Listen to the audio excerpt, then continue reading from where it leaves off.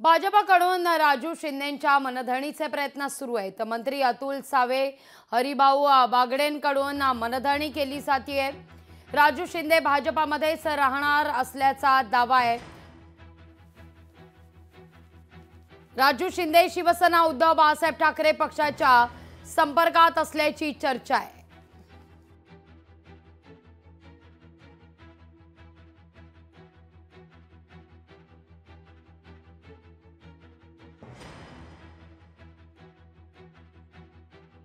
आमचे नेते आदरणीय हरिभाऊ बागडे साहेबांच्या घरी आज राजू शिंदे आणि त्यांचे सहकारी गोकुळ मुलके यांना नानांनी बोलवलं होतं।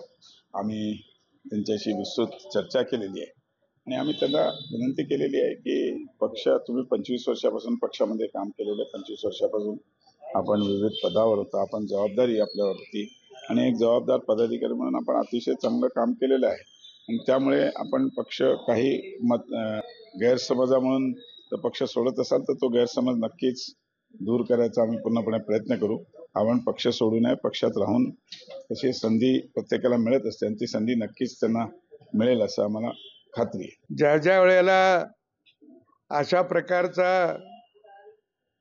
एखादा संकट येतं त्याला राजू नेहमीच पुढे असतो आणि स्थानिक काही